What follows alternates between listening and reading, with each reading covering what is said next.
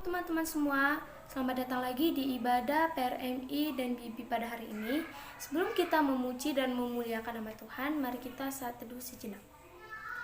Tinggalkanlah persembahanmu di depan mezbah itu dan pergilah berdamai dahulu dengan saudaramu, lalu kembali untuk mempersembahkan persembahanmu itu. Amin. Mari kita mengangkat lagu pujian pertama kita, Allah Sanggup.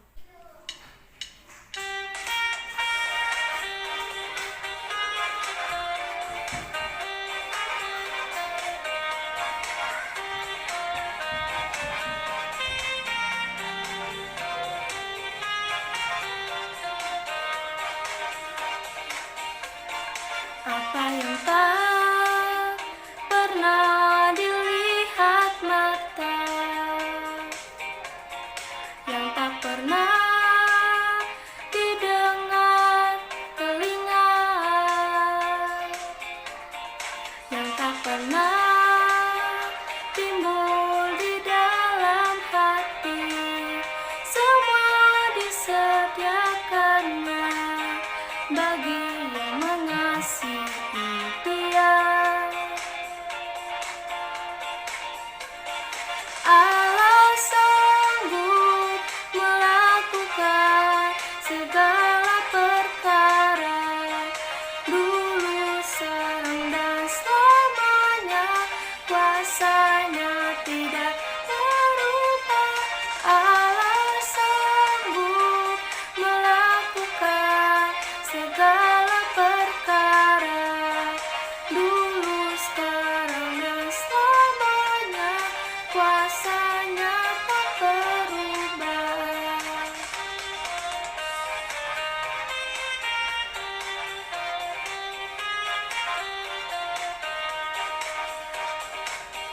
Teman, mari kita berdoa. Tuhan Yesus, terima kasih Tuhan buat nafas kehidupan yang masih Tuhan berikan pada saat ini. Sebentar lagi kami mau mendengarkan firman Tuhan. Tuhan berkati supaya hati dan pikiran kami tertuju pada firman Tuhan dan kami bisa melakukannya dengan baik. Dalam nama Tuhan Yesus kami berdoa dan mengucap syukur, amin.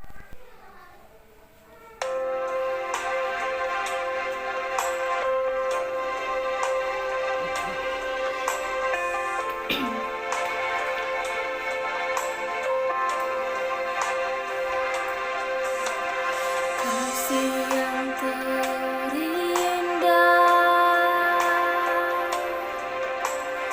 hati yang mulia,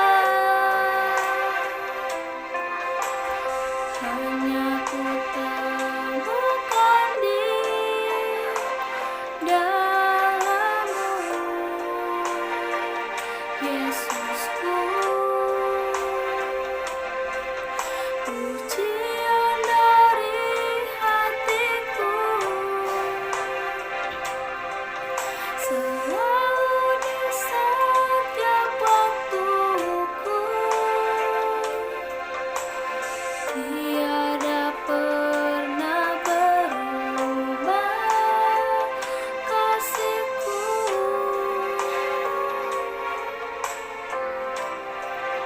Karya terbesar dalam hidupku, pengorbanan-Mu yang selamatkanku. Engkaulah harta yang tak ternilai, yang ku miliki dan ku hargai. Yesus, Engkau ku kagumi.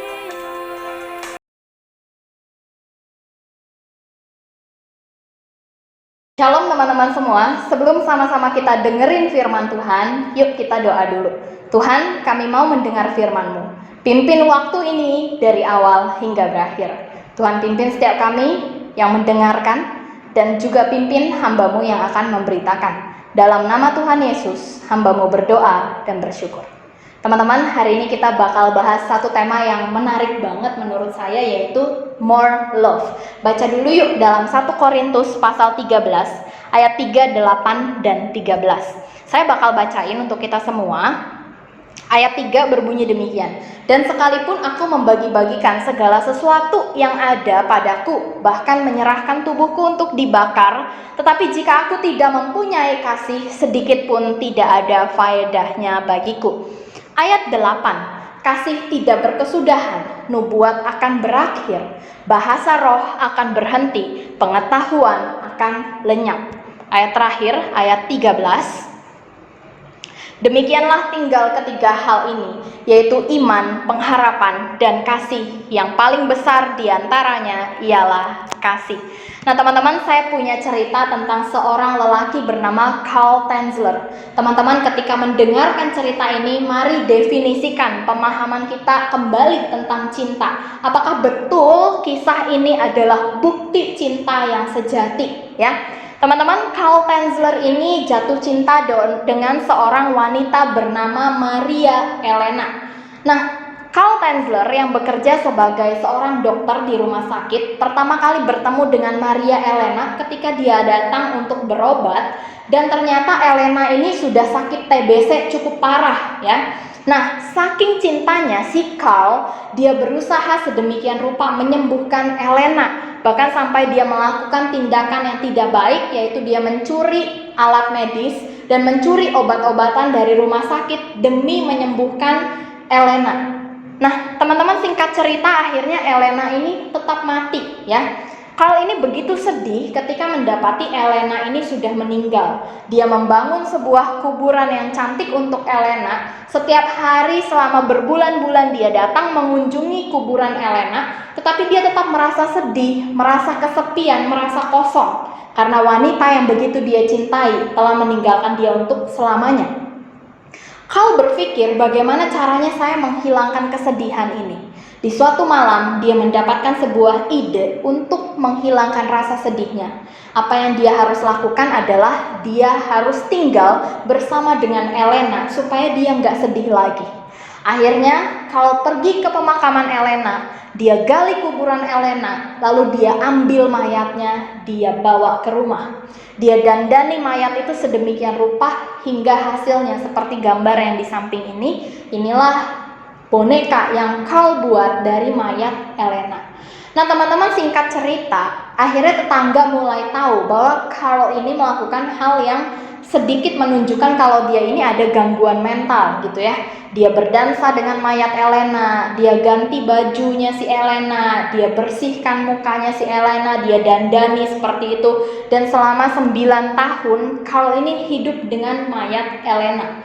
Hingga akhirnya ketika tetangga ini tahu, tetangga melaporkan ke polisi dan akhirnya Carl ini dipenjara karena tindakannya. Nah teman-teman yang terkasih, Carl ini menyebutkan bahwa atas nama cinta lah dia melakukan semua itu ya. Atas nama cinta, karena dia begitu mencintai Elena, maka dia tinggal selama 9 tahun dengan mayat dari Elena. Teman-teman, apakah ini betul yang dinamakan cinta? Banyak orang mendengar kisah ini lalu mendefinisikan ini adalah bukti dari cinta yang begitu besar. Carl begitu mencintai Elena sehingga dia melakukan hal demikian. Nah teman-teman yang terkasih dalam Tuhan, apakah betul semua itu adalah bukti dari cinta? Nah teman-teman, di dalam ayat yang kita baca tadi, hal pertama yang ingin kita pelajari adalah tidak ada yang dapat menandingi kasih atau cinta. Nah teman-teman, Alkitab memandang kasih itu sebagai satu nilai yang paling tinggi. Kasih adalah satu nilai yang paling tinggi. Maka setiap orang percaya itu harus bisa memiliki kasih di dalam hidupnya. Maka di sini nilai utama dari kekristenan dikatakan bahkan adalah kasih. Nah maka ketika kita tahu bahwa kasih ini sangat penting, maka kita harus tahu kasih seperti apa yang sangat penting yang harus kita pahami ini. Nah teman-teman, di dalam ayat yang sudah kita baca tadi ya, di dalam 1 Korintus pasal 13 dikatakan demikian. Sekalipun aku dapat Ini kembali diulang terus-menerus ya, sekalipun aku dapat melakukan ini, sekalipun aku dapat melakukan itu. Lalu juga dikatakan sekalipun aku memiliki ini, sekalipun aku memiliki itu. Lalu juga dikatakan sekalipun aku dapat memberi ini, aku dapat memberi itu. Kalau aku tidak mempunyai kasih, itu semua tidak berguna. Itu semua omong kosong. Itu semua tidak berfaedah karena tidak ada kasih. Nah, teman-teman yang terkasih, jika aku tidak punya kasih, maka semua hal yang aku dapatkan, semua hal yang aku miliki, semua hal yang aku berikan adalah kesia-sia. Nah, teman-teman, kita melihat di sini Paulus tuh membahas kasih itu begitu penting. Kenapa saya katakan begitu penting? Karena dia mengcompare kasih dengan hal-hal yang kita dapatkan, hal-hal yang kita miliki, hal-hal yang bisa kita beri. Kamu percuma dapat ini, dapat itu, dapat A, dapat B. Percuma kalau kamu nggak punya kasih. Kamu percuma memiliki segala kenikmatan dunia. Kamu percuma memiliki banyak talenta. Tapi kalau kamu nggak punya kasih, semuanya itu tidak berguna. Percuma juga kamu bisa memberi banyak hal kepada orang lain. Tapi kalau kamu nggak punya kasih, itu semua tidak berguna. Berarti dari hal ini kita bisa melihat ada hal yang bisa kita beri ke orang lain tanpa harus kita memiliki kasih terlebih dahulu. Ada orang memberi karena pencitraan, ada orang memberi karena supaya dia dinilai baik, supaya dia punya personal branding yang keren. Wah, dia dermawan ya, supaya bisa dilihat orang. Tanpa dia harus terlebih dahulu memiliki kasih, dia bisa memberi. Ini yang dikatakan Paulus sebagai tidak ada faedahnya. Bahkan Paulus itu mengatakan hal yang paling tinggi ya. Sekalipun aku memberikan diriku untuk dibakar, tapi kalau aku gak punya kasih, itu tidak ada faedahnya. Nah, jadi teman-teman, kita lihat di sini. Paulus mengatakan kalau kamu dapat, kamu memiliki dan kamu memberi, tapi tidak ada kasih di dalamnya, maka itu sama aja omong kosong. Itu tidak berguna, bahkan itu tidak berfaedah. Nah, teman-teman, di sini kita melihat bahwa love in Christianity itu adalah sesuatu yang sangat serius dan bukanlah permainan. Teman-teman, anak zaman sekarang selalu ngerasa keren kalau bisa main-main dengan yang namanya cinta, ya enggak? Cowok kalau bisa bermain-main dengan perasaan wanita, dia bisa bikin baper banyak cewek. Dia ngerasa, wah, derajat hidupnya naik gitu ya, ketenarannya naik. Berarti saya memang adalah lelaki yang cukup untuk diidam-idamkan oleh wanita. Ini namanya sedang bermain-main dengan cinta. Kalau yang cewek gimana sih main-main dengan cinta? Ya udahlah, deket ke semua orang tanpa status nggak apa-apa. Kamu udah tahu dia baper, tapi kamu terus permainkan. Teman-teman, orang Kristen tidak boleh bermain-main dengan cinta, karena cinta dijelaskan sebagai sesuatu yang serius, bukan permainan. Ketika kamu sudah membuat seseorang jatuh cinta, itu bukanlah permainan. Ketika kita tahu cinta dan kasih begitu serius di dalam kehidupan orang Kristen, kita harus tahu dulu cinta mana yang harus kita seriusin. Nah, teman-teman, C.S. Lewis ini pernah memberikan 4 jenis dari kasih di dalam kekristenan. Tentunya diambil dari Alkitab ya, dengan bahasa aslinya langsung. Jadi C.S. Lewis ini menjelaskan ada 4 jenis kasih yang saya yakin kita udah pernah belajar. Jenis kasih yang pertama itu adalah eros. Eros ini adalah kasih yang berasal dari hasrat seksual atau nafsu birahi. Eros ini adalah kata dasar dari erotis ya. Jadi kalau kamu memandang seorang perempuan, lalu kamu merasa jatuh cinta kepadanya, kamu kritisi dulu ya. Ini saya jatuh cinta karena apanya? Apakah karena saya sering membayangkan hal-hal sensual, hal-hal erotis tentang perempuan ini, maka saya jatuh cinta? Nah, ini harus diwaspadai teman-teman, karena kita seringkali salah mendefinisikan perasaan kita. Yang kita rasakan itu hawa nafsu, tapi kita bilangnya ini cinta. Beda itu ya. Nah, jadi ini yang pertama, itu eros ya. Apakah ini yang harus dipandang serius oleh orang Kristen? Saya rasa memang perlu juga dipandang serius, dalam artian kita waspada, menjaga diri kita supaya jangan sampai kita mencintai karena hawa nafsu. Nah, lalu juga ada yang namanya storge ya. Storge ini familial love ya, based on familiarity ya. Jadi misalnya kamu sayang sama dedekmu, kamu sayang sama cicimu, kamu sayang sama mama papamu ya. Karena apa? Karena dia keluarga. Bahkan mungkin kalau misalnya satu marga gitu ya, saya bisa mengasihi dia ya karena satu marga. Ada unsur-unsur kekeluargaan di dalamnya ya. Lalu juga ada yang dinamakan philia, friendship love. Ini biasanya terjadi karena punya kesamaan ya.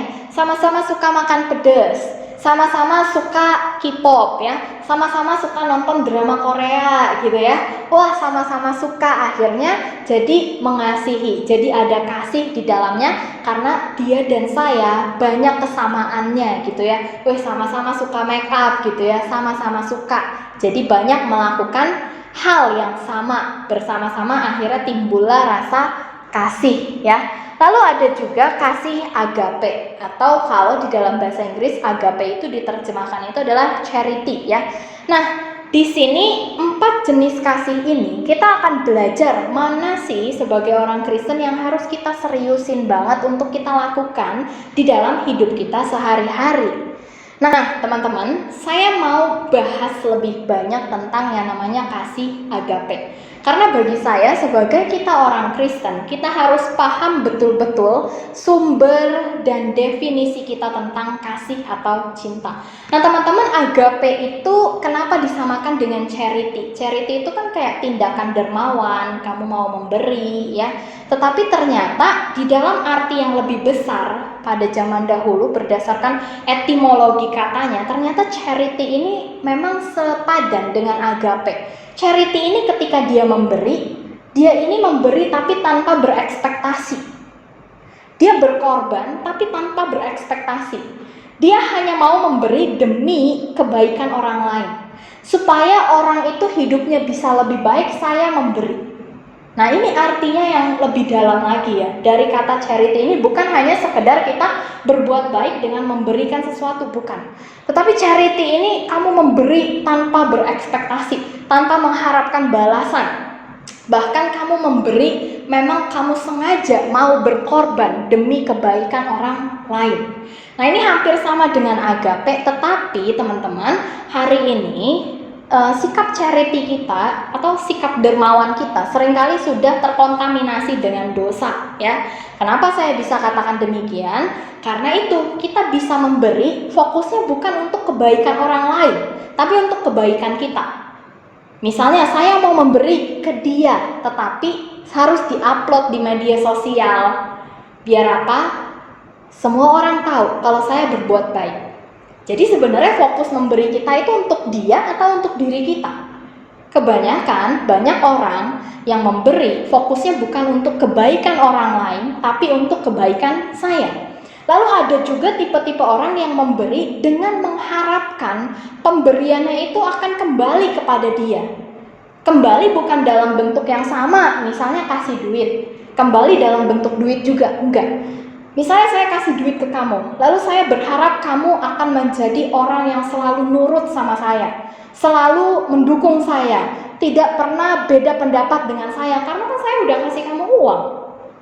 Nah, ini bukan charity namanya, tetapi memberi untuk keuntungan diri sendiri gitu ya.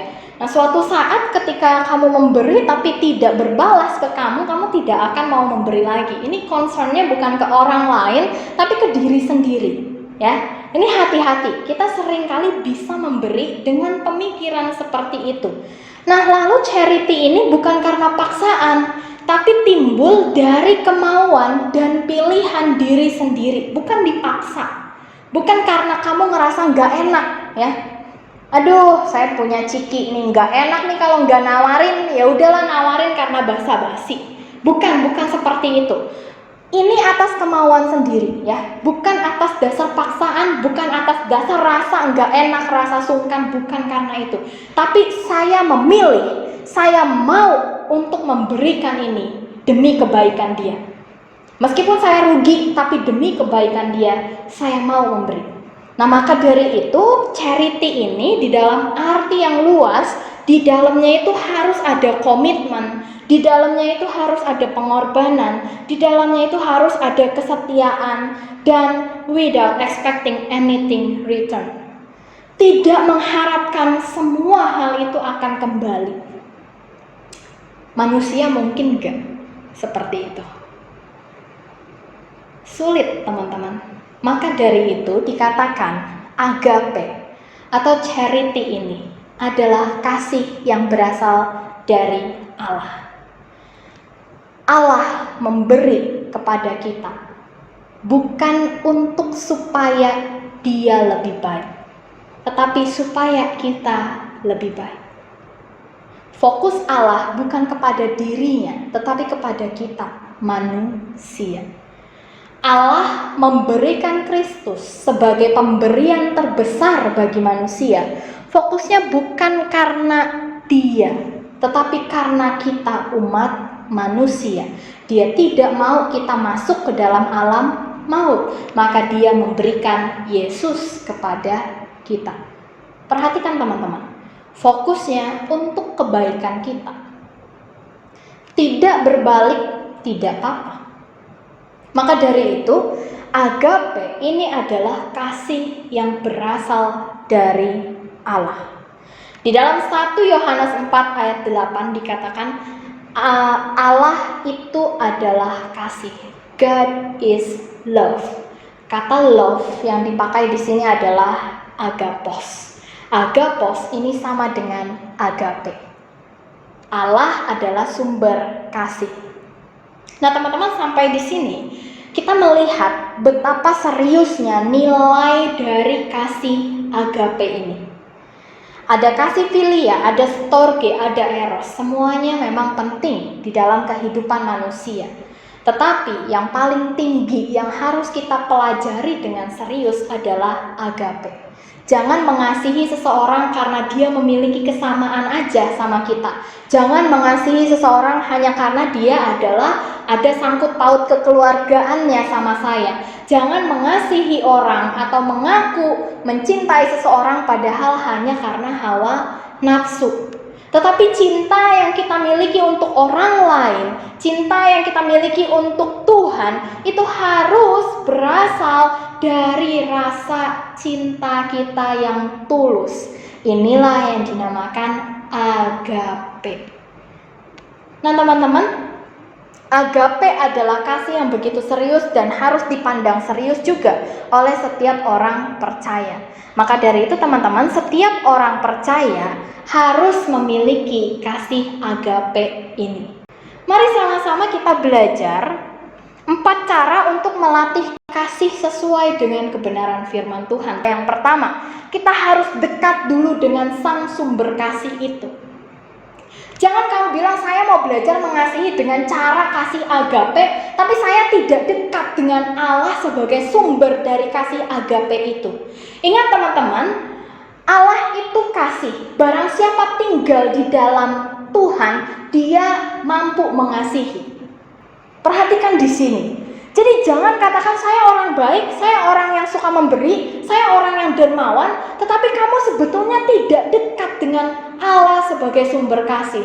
Atau kamu berpikir saya sudah memberi, saya sudah dermawan, saya sudah bersikap baik, maka saya akan masuk surga. Padahal kamu sendiri tidak punya kedekatan dengan Allah, sang sumber kasih itu. Teman-teman, ingat saya katakan, di luar Kristus bisa nggak orang berbuat baik, berbuat kasih? Bisa. tetapi konsepnya belum tentu benar. Maka dari itu yang pertama, jika kita mau mengasihi dengan kasih Allah yang agape itu, mari kita dekat dulu dengan Allah itu. Ya. Lalu yang kedua yang bisa kita lakukan adalah kasih itu bertindak, jangan cuma ngomong ya, saya mau mengasihi ya. Kamu dikasihi oleh Allah, tapi saya tidak mau mengasihi kamu. Jangan jadi orang yang seperti itu. Teman-teman, kasih itu selalu bertindak. Kasih tidak hanya diucapkan. Maka banyak orang sekarang tidak percaya dengan kekristenan, memandang kekristenan secara sebelah mata. Karena apa? Karena kita sering kali sebagai orang Kristen hanya bicara soal kasih, tetapi ketika ditantang melakukan kasih, kita kabur. Kasih itu bukan hanya manisnya ucapan. Kasih itu adalah tindakan. Jadi, cara kita melatih untuk berbagi kasih adalah dengan bertindak, dengan konsep pikir yang benar. Lalu kasih bukanlah investasi. Teman-teman, kalau kita investasi, kita mengharapkan keuntungan, bukan? Kalau kita melakukan investasi, kita berharap suatu saat investasi tersebut akan memberikan kenikmatan hidup pada kita. Nah, banyak orang mengasihi dengan pola pikir seperti ini. Saya sudah menolong dia, maka suatu hari nanti dia harusnya menolong saya. Mungkin ketika kita mengasihi dia, kita tidak berpikir demikian. Tetapi ketika kita misalnya, saya sudah mengasihi dia, tetapi waktu saya minta tolong sama dia, dia nggak mau tolong saya. Kita langsung mikir, dulu saya udah nolongin dia nggak tahu diri banget. Ya, itu artinya kita bukan sedang mengasihi, tapi kita sedang investasi tanpa sadar. Kita memandang apa kebaikan yang saya lakukan untuk kamu itu sebetulnya adalah investasi untuk saya sendiri gitu ya. Nah, jadi perhatikan baik-baik, ketika kamu berbuat kasih, jangan pernah mengharapkan kasih itu akan kembali. Jangan pernah mengharapkan apa yang sudah kamu beri, tenaga, uang, harta kepada orang yang membutuhkan itu, jangan pernah kamu berpikir itu akan kembali kepada saya. Teman-teman, kasih yang paling tinggi ditunjukkan ketika kita berani memberi kepada orang yang tidak mampu sama sekali mengembalikannya kepada kita. Saya pernah dengar itu ya. Nah, jadi saya mulai berpikir, iya ya, kadang saya mengasihi orang, lalu saya berpikir suatu hari saya akan membutuhkan pertolongan dia, maka saya harus berbuat baik kepada dia. Ini bukan agape. Ini adalah konsep kasih investasi, ya. Nah, teman-teman, yang keempat adalah perhatikan ini baik-baik. Kasih tidak berhenti. Kapan kamu berhenti untuk mengasihi? Kamu seringkali berhenti untuk mengasihi ketika kamu disakiti oleh orang yang kamu kasihi. Teman-teman, kasih tidak berhenti. Ini maksudnya adalah sekalipun saya disakiti oleh orang yang saya kasihi, kasih saya kepada dia tidak berhenti.